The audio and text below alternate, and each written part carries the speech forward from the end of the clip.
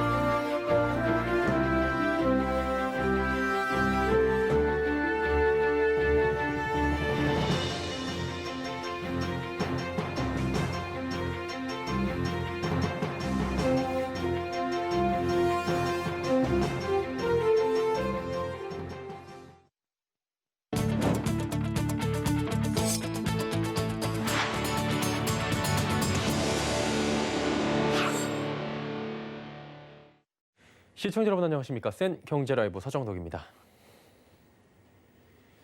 모레부터 5명 이상이 참여하는 사적 모임에 대한 금지가 전국적으로 확대됩니다. 국내 코로나19 확산을 막기 위해 연말연시 방역 강도를 극대화한 건데요. 위반 시에는 과태료도 부과됩니다. 정훈규 기자입니다. 오는 24일부터 전국 식당에서의 5인 이상 모임이 전면 금지됩니다. 강제 사항인 만큼 이를 위반하면 운영자에게는 300만 원 이하, 이용자에게는 10만 원 이하의 과태료가 부과됩니다. 중앙재난안전대책본부는 오늘 정례 브리핑을 통해 이 같은 내용의 연말연시 특별방역 강화 조치를 내년 1월 3일까지 전국에 일괄 적용 시행한다고 밝혔습니다. 식당이 아닌 곳에서의 5인 이상 사적 모임은 취소할 것을 강력히 권고하는 수준이지만 모임과 파티 장소로 활용되는 파티룸은 운영이 전면 중단됩니다. 또 겨울철 인파가 몰리는 겨울 스포츠 시설의 운영도 중단됩니다. 집합금지가 적용되는 시설은 전국 스키장 16곳, 빙상장 35곳, 눈썰매장 128곳입니다. 해맞이와 해넘이 등을 보기 위해 연말연시 인파가 몰리는 강릉 정동진과 울산 간절곶, 포항 호미곶, 서울 남산공원 등 관광 명소 및 국공립 공원 등도 폐쇄됩니다. 중대본은 또 영화 공연 관람 모임을 최소화하기 위해 전국 영화관에 대해 오후 9시 이후 운영을 중단하도록 했고 영화관의 경우 1칸 뛰어앉기, 공연장은 2칸 뛰어앉기를 시행해야 합니다. 종교시설의 경우 수도권에 적용 중인 사회적 거리두기 2.5단계 조치를 전국으로 확대 적용합니다. 이에 따라 정규 예배 및 미사, 법회 등은 비대면으로 해야 하고 종교시설이 주관하는 모임과 식사가 금지됩니다. 정부는 이번 조치를 전국에 일괄 적용하고 지자체별로 기준을 완화할 수 없도록 했습니다. 서울경제TV 정훈규입니다. 홍남기 경제부총리가 오늘 제12차 부동산 시장 점검 관계 장관 회의에서 내년에 46만 가구의 주택을 공급한다고 밝혔습니다. 이 가운데 아파트는 31만 9천 가구인데요. 정부가 약속한 물량을 모두 공급할 수 있을지에도 관심이 모입니다. 지혜진 기자입니다. 정부가 내년 총 46만 가구의 주택을 공급합니다. 지난달 19일 전세대책 때 내놓은 3만 6천 가구를 더한 수치입니다. 아파트 기준으로는 총 31만 9천 가구가 내년에 공급될 예정입니다. 수도권은 18만 8천 가구, 서울은 4만 1천 가구로 예정됐습니다. 이 같은 수치는 시장의 예상과 차이가 있습니다. 부동산 114는 입주자 모집 공고를 기준으로 내년도 전국 아파트 입주 예정 물량이 26만 4,570가구에 그칠 것으로 전망했습니다. 서울은 26,485가구입니다. 전국 아파트 물량으로 따지면 5만 4천여 가구가 차이가 있는 셈입니다. 서울만 따지면 1만 4천여 가구의 편차가 발생합니다. 왜 그럴까? 정부가 추산한 물량에는 입주 예정 물량이나 후분양, 공공분양 등이 함께 집계됐기 때문입니다. 정부가 제시한 아파트 공급 물량은 올해보다 12%가량 줄어든 수준입니다. 부동산 114 통계에 따르면 올해 전국 아파트 입주 물량은 36만 2,815가구입니다. 서울은 49,860가구로 올해 예상치는 이보다 8,800여 가구 적습니다. 전문가들은 수도권 입주 물량이 가파르게 증가하기 위해선 시간이 필요하다고 조언합니다.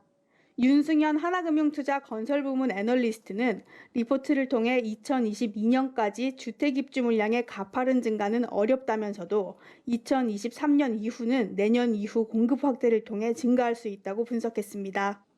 이어 2023년부터 연간 아파트 입주 물량이 40만 가구를 넘어서기 위해선 내년도 착공 및 분양 물량이 40만에서 42만 가구에 달해야 한다고 내다봤습니다.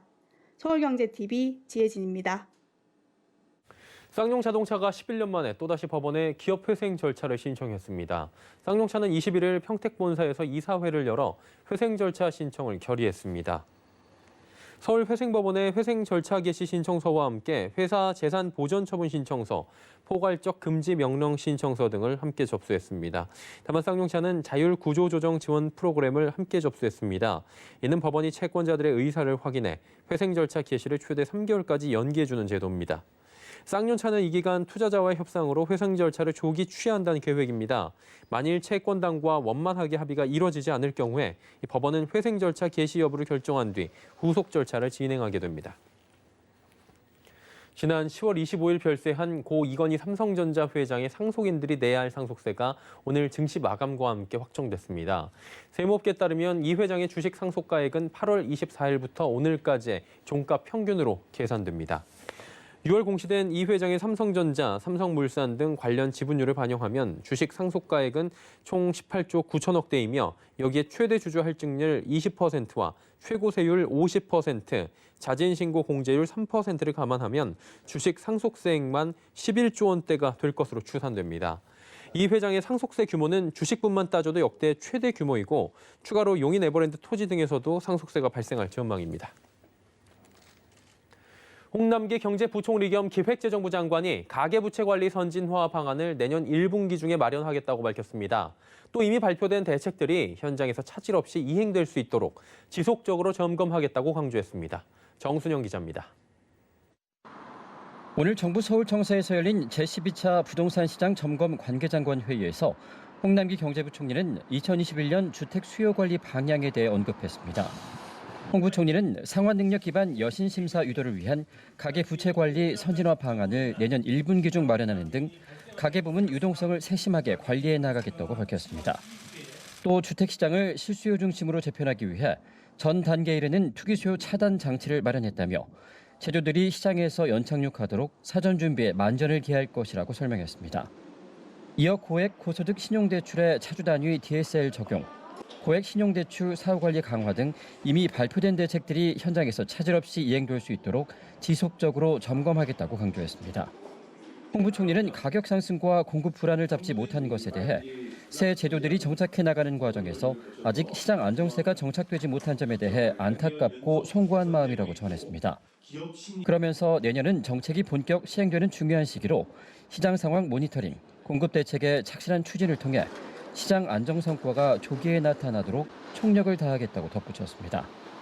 홍 부총리는 또 이날 더불어민주당 경제상황 점검회의에서 부동산 시장 가계부채 등 대내적인 리스크 요인에 대한 적절한 관리 및 신속한 대응이 필요하다며 실수요자와 서민을 위한 안정화 노력에 총력을 기울이겠다고 말했습니다. 서울경제TV 정순영입니다. 서울 등 수도권의 외지인의 아파트 구입이 늘며 집값 상승으로 이어졌다는 연구 결과가 나왔습니다. 국토연구원의 외지인 주택 거래가 주택 가격에 미치는 영향 분석에 따르면 전체 아파트 거래 중 외지인 비중은 수도권과 서울에서 2013년 이후 증가 추세를 나타냈습니다. 수도권에서는 2013년 18.9%에서 작년 23%로 4.1%포인트가 늘었고 서울은 15.6%에서 21.9%로 6.3%포인트 상승했습니다. 연구 결과 외진 거래 비중이 1%포인트 오를 때 아파트 매매 가격 변동률은 수도권이 0.08%포인트, 서울은 0.12%포인트가 각각 상승하는 효과가 있는 것으로 파악됩니다. 보고서를 작성한 황관석 국토연구원 부연구위원은 주택시장 확장 국면에서 외지인의 투자 수요 증가로 주택가격 변동성이 확대될 수 있는 만큼 시장 불안 지역을 중심으로 외지인의 단기 투자 수요를 억제하는 방안이 필요하다고 제언했습니다. 종합 전문 건설업 간 업역 규제를 폐지하는 건설산업기본법 시행령 개정안이 오늘 국무회의를 통과했습니다. 이는 지난 1976년 전문 건설업 도입 이후 40년 이상 유지돼 온 대표적 규제입니다. 공정 경쟁 저하, 페이퍼 컴퍼니 증가, 기업 성장 저해 등 부작용이 대두돼 여러 차례 폐지 논의가 있었지만 양업계의 대립으로 존치돼 왔습니다. 업역 규제가 폐지됨에 따라 공공공사는 내년 1월부터, 민간공사는 2022년부터 종합건설과 전문건설업종 간 업역 폐지가 시행됩니다. 전문건설업체의 종합공사 수주를 용이하게 하도록 전문업종을 현 28개에서 14개 대업종으로 통합하게 됩니다. 내년 1월부터 각 전문건설업체는 대업종으로 자동 전환되고 신규 업종 등록 시 대업종을 기준으로 전문건설업종을 선택할 수 있게 됩니다. 은행 대출이 막히자 보험사를 비롯해 제2금융권으로 대출이 몰리고 있습니다. 대신 코로나19로 어려운 사정을 겪는 사람들이 늘며 보험 계약 해지는 늘어나고 있다고 합니다. 양한나 기자입니다. 올해 3분기 보험사의 대출 채권 잔액은 245조 8천억 원, 전분기 대비 4조 9천억 원 증가한 것으로 코로나19 사태 이후 가장 큰 폭의 증가세입니다. 은행이 가계대출 심사를 강화하면서 대출이 필요한 사람들이 보험사를 비롯한 이금융권으로 몰리는 풍선 효과로 풀이됩니다. 특히 중소기업 대출과 가계 주택담보대출이 크게 증가했습니다. 중소기업 대출은 79조 원으로 무려 2조 9천억 원이나 증가하면서 5천억 원 늘어나는 데 그친 대기업 대출과 대조를 보였습니다. 가계대출에서는 주택담보대출이 46조 4천억 원으로 1조 6천억 원이나 늘었습니다. 반면 보험계약대출과 신용대출은 62조 9천억 원, 6조 8천억 원으로 전분기보다 각각 2천억 원, 1천억 원 줄었습니다. 이와 함께 올 초부터 장기화하고 있는 코로나19로 인한 경제적 어려움으로 보험 해약이 늘고 있습니다. 실제 계약이 장기적으로 진행되는 생명보험 상품 가입자들의 계약 해지와 효력 상실이 증가했습니다. 올 3분기 24곳 생명보험사의 누적 효력 상실 환급 건수는 총 186억 8,034건으로 전년 동기 대비 무려 90.2% 증가했습니다. 서울경제TV 양한나입니다.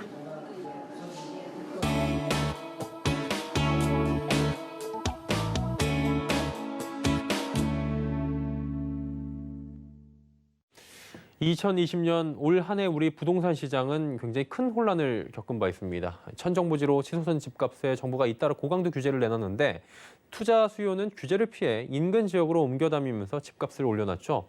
전국 대부분이 규제 지역으로 묶였다고 해도 과언이 아닌 상황입니다. 내년 부동산 시장 과연 어떻게 흘러갈까요? 이 부동산부의 설석용 기자와 하나하나 짚어보도록 하겠습니다. 나와 있습니까? 네, 안녕하십니까? 예. 올해 부동산 시장은 혼란이라고 표현을 해야 될 것 같아요. 정책들을 계속해서 내놨었고요.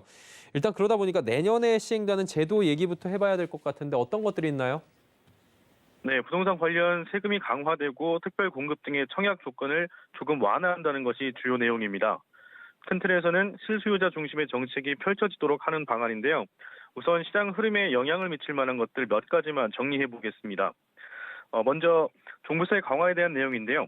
내년부터 2주택 이하 보유자의 경우 과세 표준 구간별로 0.1%에서 0.3%포인트가량 인상되고 3주택 이상 및 조정 대상 지역 2주택자는 과세 표준 구간별로 0.6%에서 2.8% 인상될 예정입니다. 다주택자들에 대한 부동산세 강화가 시장의 매물로 증가될지 이어질지가 관심입니다. 기숙사 등을 제외한 법인 보유주택에 대해서는 최고 세율을 적용합니다. 2주택자 이하는 3%, 3주택자 이상은 6%가 일괄 적용될 예정입니다. 과세 표준을 정할 때 주택 공시가격에 적용하는 공정시장 가액 적용 비율도 올해 90%에서 2021년부터 95%로 인상되기 때문에 종부세에 대한 부담이 한층 강화됩니다. 양도세도 지금 최고 세율 상향 조정됐다고 합니다. 다주택자들이 제도 시행 전에 집을 좀 팔지 이 부분이 관건인데 어떻습니까? 네, 양도세도 기존 42%에서 내년부터는 45%로 상향 조정됩니다. 현재 과세표준 5억 원 초과 시 42%의 최고 세율을 적용하고 있지만 내년에는 10억 원 초과 구간이 신설되면서 최고 세율이 45%로 상향 조정된 겁니다. 다주택자들에 대한 세율도 크게 오르는데요. 내년 6월부터 1년 미만 보유주택에 대해서는 현재보다 30%포인트 인상된 70% 세율이 적용됩니다. 2년 미만 보유주택은 60%의 단일 세율이 적용될 예정입니다. 1년 이내에 쉽게 집을 팔지 못하게 한다는 건데요. 실제 2년 정도 거주를 해야 한다는 실수요 개념을 강조한 거라고 보시면 됩니다. 분양권의 양도세율도 인상됩니다. 현재는 조정 대상 지역에 위치한 분양권에 대해 보유 기간과 상관없이 50% 세율을 적용하고 있는데요. 내년 6월 이후 양도하는 분양권에 대해서는 지역에 상관없이 1년 미만 보유 시 70%, 그 외의 경우에는 60% 세율을 적용할 예정입니다. 또 내년부터는 분양권도 주택수에 포함이 되는데요. 분양권을 취득할 경우 2주택자 이상의 과세 기준에 적용될 수 있다는 얘기입니다. 다주택자들에 대한 세율이 강화되기 때문에 실제 거주할 목적인 사람들만 분양권을 사도록 한다는 방침입니다. 예, 세금이 한마디로 지금 굉장히 강화가 된다 이렇게 정리가 될 것 같습니다. 이제 이 세금이 강화되니까 집을 좀 내다 팔지 않을까 이런 기대도 해볼 수 있을 것 같은데 어떻습니까? 시장 흐름과 비교하면서 생각을 해봐야 하는데요. 다수의 전문가들의 얘기 종합해보면 부동산세 중과가 현실적으로 시장 안정화로 이어지기는 아직 어렵다는 평가가 많았습니다. 지금도 집값 상승세가 이어지고 있고 내년에도 계속 오를 거라고 생각하는 심리가 많기 때문이라는 게 업계 분석인데요. 세금을 더 부과하더라도 집을 팔지 않고 보유하고 있는 게 유리하다는 판단인 겁니다. 권일 부동산인포 팀장의 얘기를 들어보시죠. 전체적으로 지금 가격이 내년에도 좀 오를 거다라는 데 일단은 소비자들이 많이 공감을 하는 눈치예요. 그럼 어차피 지금 가격이 더 오를 테니 뭐 지금 안 팔고 그러니까 보유세는 좀 부담을 떠안더라도 더 길게 가겠다라는 측면들이 더 많아 보여요. 세금은 강화되는 한편 청약 시장은 좀 넓어졌다 이런 얘기가 있더라고요. 특별 공급 조건 완화되는데 이 부분 좀 짚어주시겠습니까? 네. 특별 공급의 소득 요건이 완화돼 지금보다 조금 더 청약문이 넓혀질 전망입니다. 먼저 현재 민영주택의 신혼부부 특별 공급 소득 기준은 도시근로자 월평균 소득의 외벌이는 120%, 맞벌이는 130% 이하로 되어 있는데요. 내년 1월부터는 외벌이 140%, 맞벌이 160% 이하로 요건이 완화됩니다. 공공주택의 신혼부부 특공 소득 기준도 현재 도시근로자 월평균 소득의 외벌이 100%, 맞벌이 120% 이하에서 외벌이 130%, 맞벌이는 140% 이하로 완화될 예정입니다. 부부 수입의 범위를 넓혀준 겁니다. 생애 최초 특별 공급 소득 기준도 완화되는데요. 현재 공공주택의 생애 최초 특별 공급 소득 기준은 도시근로자 월평균 소득의 100% 이하, 민영주택의 생애 최초 특별 공급 소득 기준은 도시근로자 월평균 소득의 130% 이하지만 공공주택은 130% 이하까지, 민영주택은 160% 이하까지로 폭이 넓어집니다. 2019년 기준 도시근로자 월평균 소득 130%로 계산했을 때 2인 가구는 569만 원, 3인 가구는 731만 원, 4인 가구는 809만 원 정도로 나타났습니다. 그리고 이제 내년 하반기부터는 3기 신도시 얘기가 지금 나오고 있습니다. 사전 청약 얘기 나오는데요. 일정이 좀 나오고 있어요. 시장 안정화로 이어질 수 있을까 이 부분도 주목을 받고 있는데 어떻습니까? 예, 내년 7월부터 하남 교산과 남양주 왕숙 등 3기 신도시에 대한 사전 청약이 시작됩니다. 사전 청약 방침이 발표됐을 당시부터 의무 거주 기간을 채우려는 움직임이 포착되는 등 분주한 모습을 보이곤 했는데요. 사전 청약이 진행된다고 해서 실제 공급으로 이루어지기까지는 최소 2년의 시간이 필요하기 때문에 당장 시장 전반의 흐름을 잡기는 어려울 거라는 판단이 많습니다. 3기 신도시 입성을 위한 대기 수요자가 많아지면서 시장 자체는 다소 주춤할 수 있겠지만 청약 자체가 절대적이지 않기 때문에 큰 기대를 하기는 어려울 거라는 게 업계의 반응입니다. 더군다나 전국 대부분 지역이 규제 지역으로 묶이면서 내년 부동산 시장은 또 어떻게 흘러갈지 변수가 많이 등장할 거라는 전망도 나옵니다. 일각에서는 집값 상승 기류가 전국을 돌고 다시 서울로 왔다는 얘기가 나돌기도 하는 만큼 내년 부동산 시장 역시 예민하게 지켜봐야 할 것 같습니다. 올해만큼은 아니겠지만 집값 상승세가 계속 이어진다면 그에 따른 정부의 추가 규제도 예상됩니다. 예, 올해 부동산 시장 큰 혼란기를 지나서 내년 시장은 좀 안정이 될까 기대를 해보고 싶은데요. 업계 전망은 또 그렇게 녹록하지는 않은 것 같네요. 부동산부의 설석용 기자와 함께했습니다. 고생 많았습니다. 감사합니다.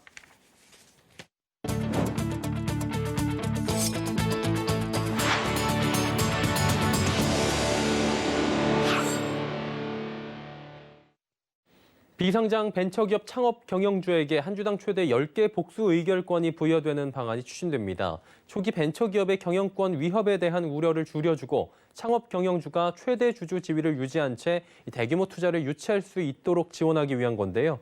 윤다혜 기자가 전해드립니다.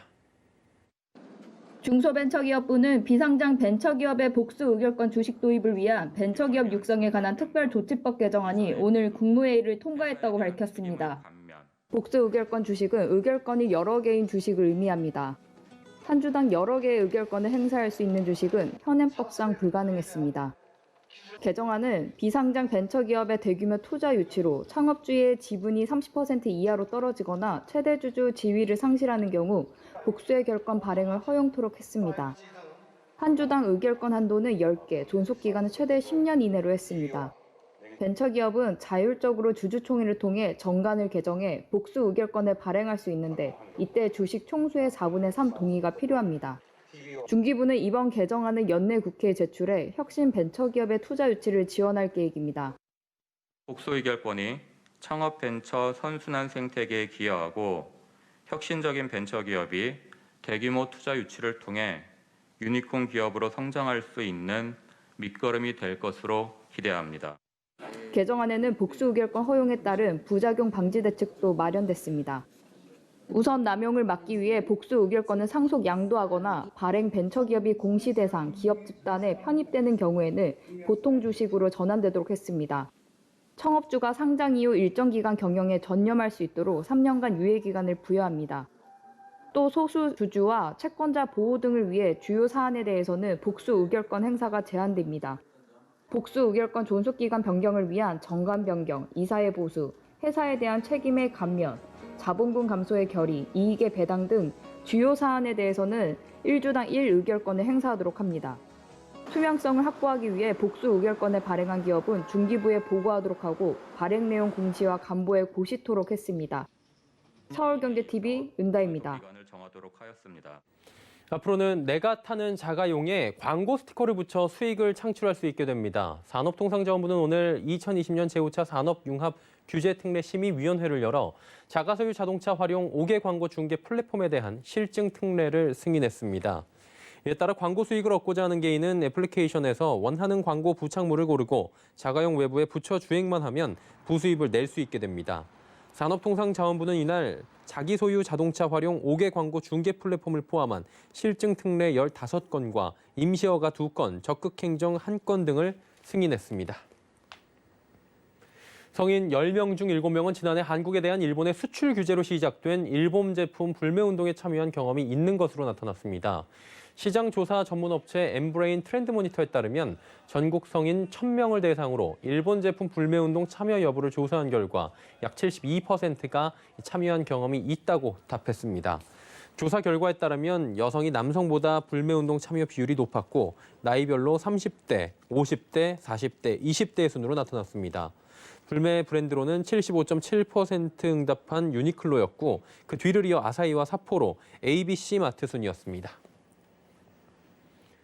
지난해 기준 국내 만 40세에서 64세까지의 중장년층 10명 중 6명은 무주택자인 것으로 나타났습니다. 오늘 통계청이 발표한 2019년 중장년층 행정통계 결과에 따르면 지난해 11월 1일 기준 주택을 소유한 사람은 42.6%, 무주택인 사람은 57.4%였습니다. 1년 전과 비교하면 무주택자 비중은 0.6%포인트 줄었고 유주택자의 비중은 그만큼 늘어났습니다.